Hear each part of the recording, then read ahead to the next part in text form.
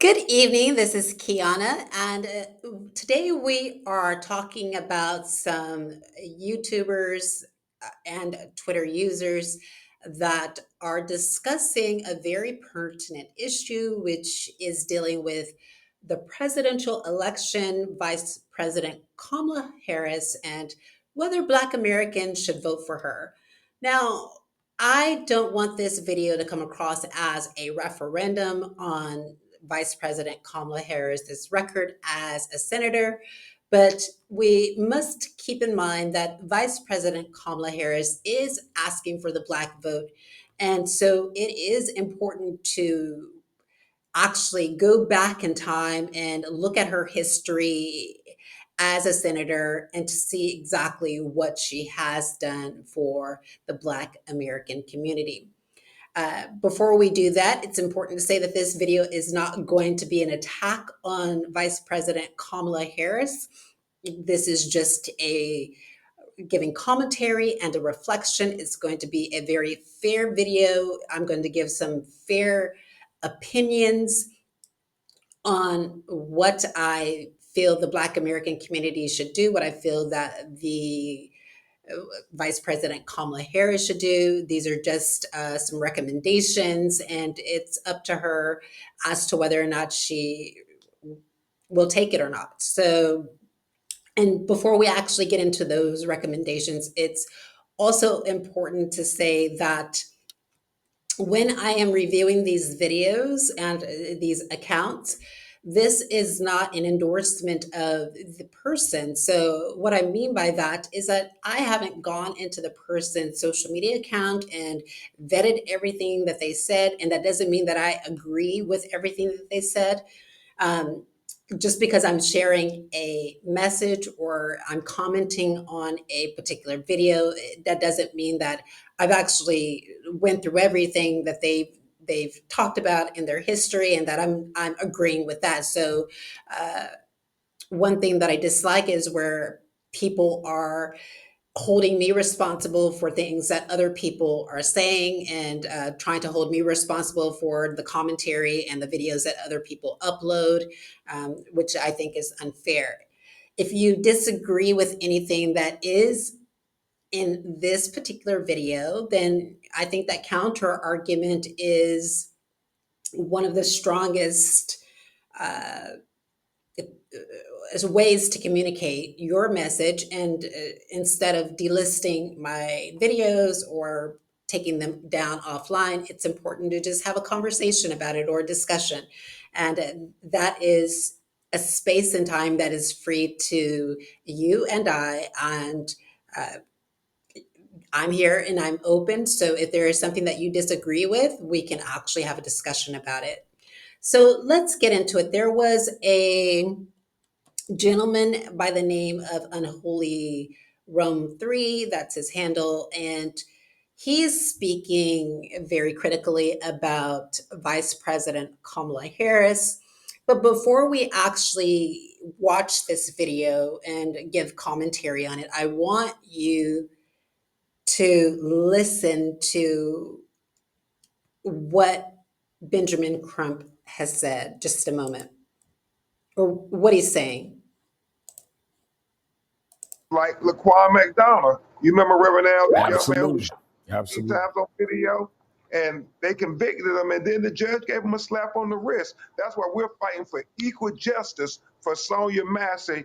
And until we get full justice for Sonya Massey, we use her last words, Reverend Al. We rebuke you in the name of Jesus, you discriminatory criminal justice system, until we get equal justice for this Black woman. Well, we'll be there in Chicago.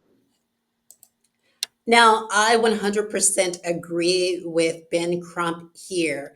Yes, we have a discriminatory criminal justice system in the United States of America. There needs to be a lot of changes to this criminal justice system. We also need changes to the Federal Bureau of Investigation. The name J. Edgar Hoover must be removed from that. That building. And what I mean by removed is renamed because that has a very destructive and harmful history, not only to the Black American community, but to other communities as well that has suffered under this department. So, yes, Benjamin Crump is right. We have to continue to speak the words of Sonya Massey and rebuke this criminal justice system for its discriminatory policies and practices. But there is something else that I want you to listen to. Just a moment. Chicago, 6 p.m. Chicago Church. Reverend Ackery will be there, and certainly the pastor Marshall Hatch, and many of our affiliates in Chicago. Brother Crump, go ahead. Uh, Vice President Kamala Harris, our leader, really offered Malachi, her son, on the phone, and her father condolences and expressed in such a special way. Malachi, remember your mother with that beautiful smile. Try not to remember the tragic way this so called police officer killed her. And I remember that Vice President Harris came to the funeral of Miss Whitfield, who was killed by a white supremacist in. Okay, so it is obvious in this video that Benjamin Crump has been instructed or received a message from the Biden-Harris administration to consistently and constantly bring up Vice President Kamala Harris and her presence at several of the funerals for Black Americans. And to be fair, that is honorable for her to make an appearance and to show her condolences. But it's also important to realize that it seems like Benjamin Crump is being, uh, persuaded to consistently bring up Vice President Kamala Harris's name and uh, to,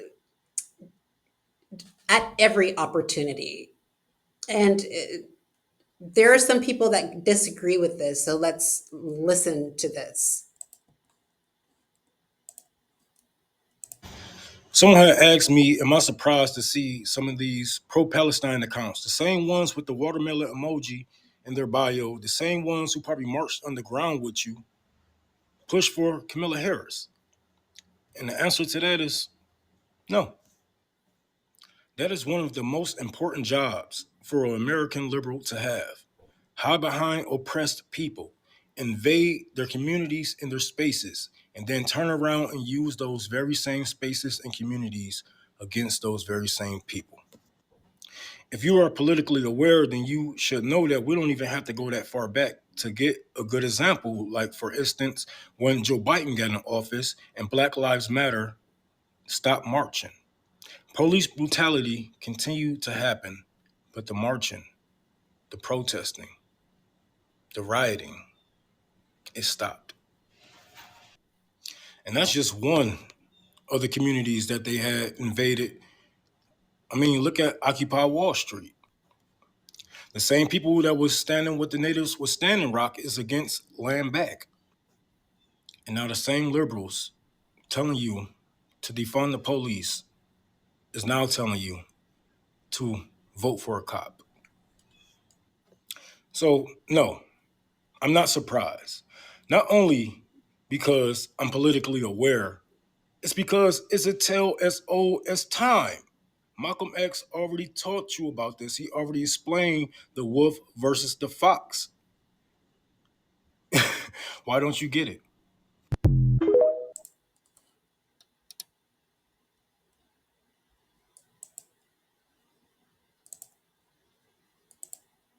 Okay, so there is a lot to unpack in that piece of commentary. First, it's important for me to say that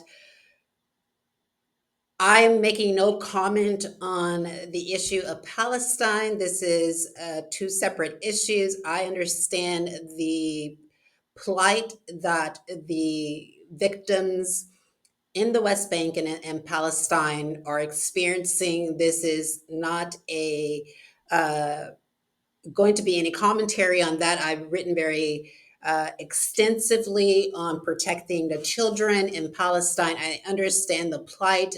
I am anti war, so I am not going to be making commentary on that. But what I have recognized, as Unholy Rome has so artfully brought to our attention, is that really under this presidency, under the Biden Harris administration, there has been a number of violent incidents involving law enforcement against the Black American community. And there hasn't been these wide protests. Uh, there hasn't been any acknowledgement of that. And to the credit, I mean, to be fair, this is likely because that there is another larger issue at play, which is the issue in Gaza with between Gaza and Israel, and that war is ongoing, and so it's uh, that is which seems to be occupying, no pun intended, but everybody's time and their attention. But that is something that I have recognized as well, and I raised that in a prior video. I was like, I don't know if people are just becoming desensitized to these issues, but there hasn't been Black Americans coming out to the streets and protesting when these lethal use of force unjustly and unlawfully is being perpetuated against the Black American community. And so I agree with him there, that yes, there hasn't been uh, there hasn't been a large movement, social movement, as it relates to this police brutality that continues to impact Black Americans all the time. Additionally, it's important to really talk about the broader message as to whether Black Americans are correct in their assessment about Vice President Kamala Harris. I know that there is a lot of commentary about her not doing enough for the Black American community, and it's important for us to actually examine that. So let's do that now. So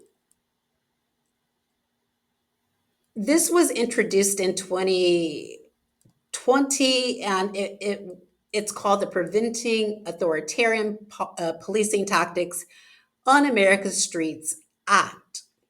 And I believe that Vice President Kamala Harris co-authored this bill. This showed up under her name. And it's a bill to limit the use of federal law enforcement officers for crowd control and other purposes. This was just introduced. It was not actually passed, unfortunately, but this was an effort that would have, if it passed, would have been very helpful for the Black American community. The next act that we all know about is the George Floyd Justice and Policing Act. And this is the act that is very important, because what it does is it enhances existing existing law enforcement mechanisms to remedy violations by law enforcement, lowers the criminal intent standard from willful to knowing or reckless, to convict a law enforcement officer for misconduct in a federal prosecution, limits qualified immunity as a defense to liability in private civil action against law enforcement officers, grants administrative subpoena power to the Department of Justice, But it's important to say that what we really need, everyone, is we need this qualified immunity to be limited on not only at the criminal level, excuse me, the civil level, but also at the criminal level. And so with this particular bill, it was passed by the House, but it didn't uh, travel further. So it's not traveling up to the Senate, unfortunately. Let's see. Vice President Kamala Harris is also authored this Law Enforcement Identification Act. And what this bill requires is for federal law enforcement officers and the members of armed forces engaged in crowd control, riot control, or arrest or detainment of individuals engaged in an act of civil disobedience, demonstration, or protest or riot to display clearly visible identifying information. So that's useful for protesters, especially if they're being taken into custody by law enforcement or they're being stopped or arrested.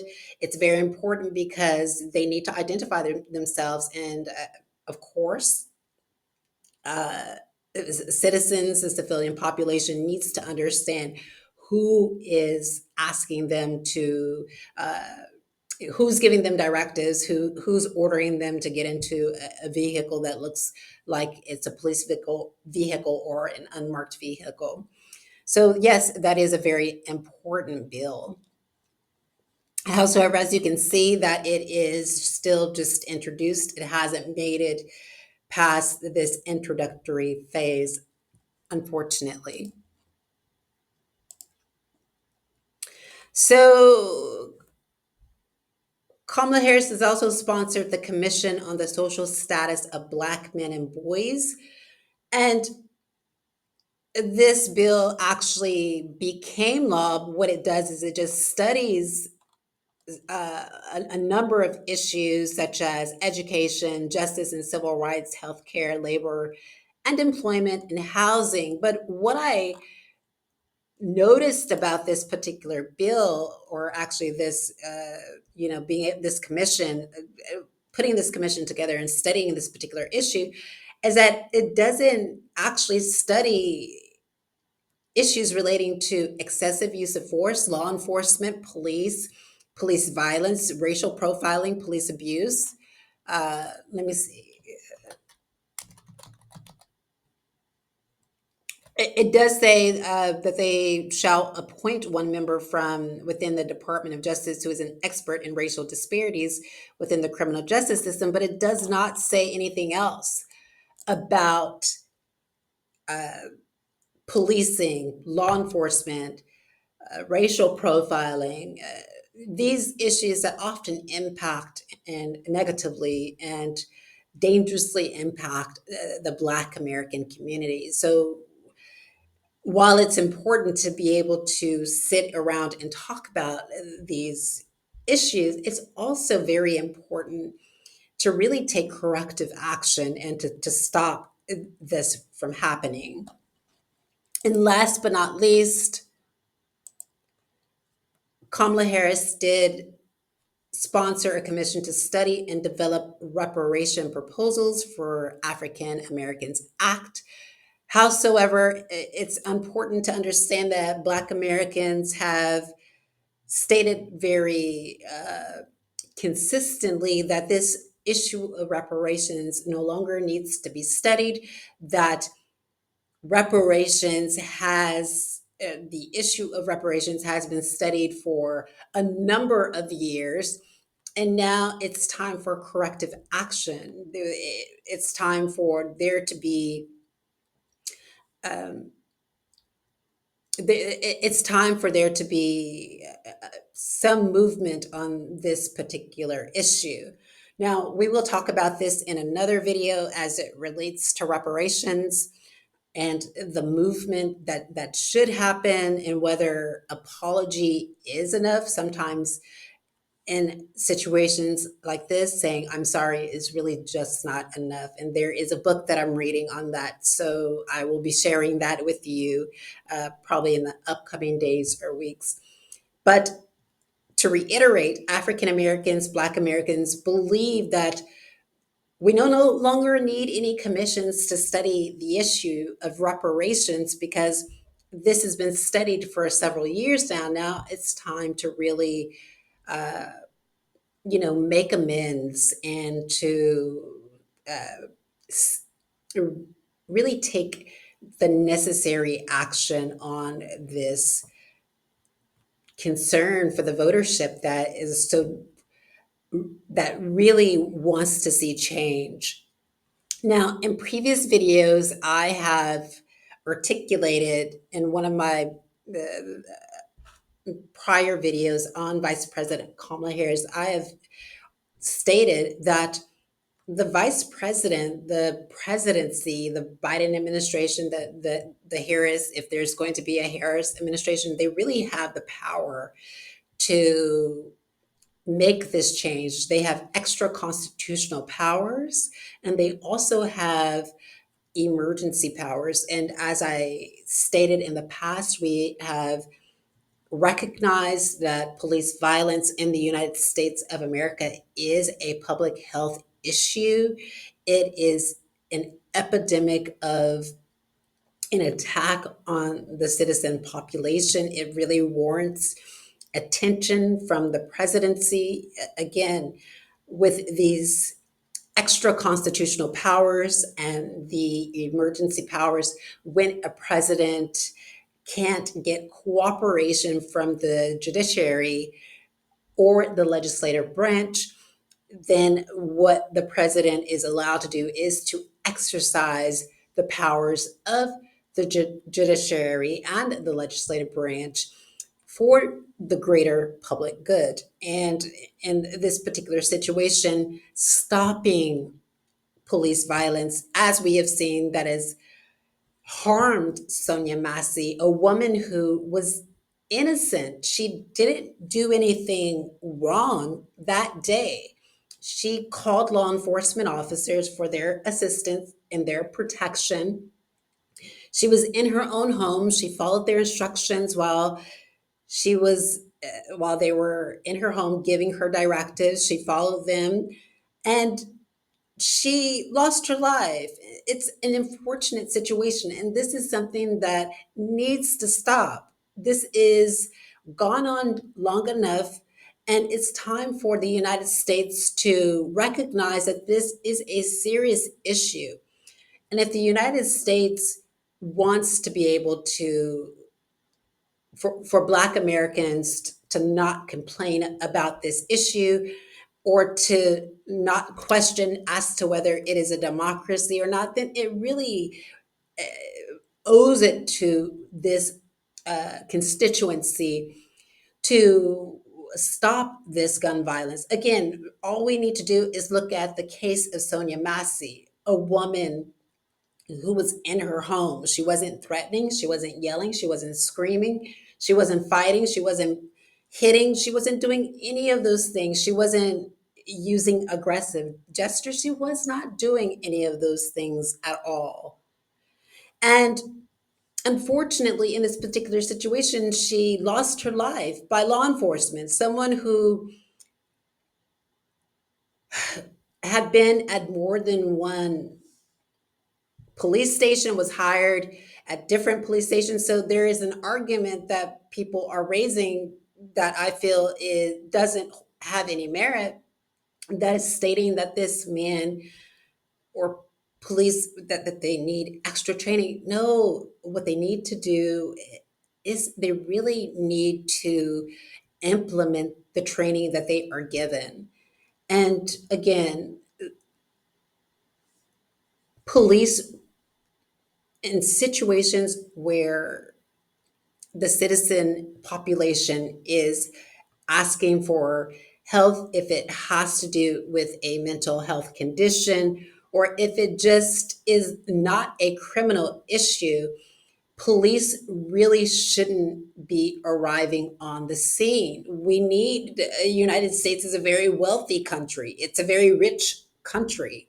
It You mean to tell me that this very wealthy rich company can't figure out a way to implement at the federal level in all 50 states units to come out and respond to citizens that may be experiencing a mental health episode or concerned about these conditions.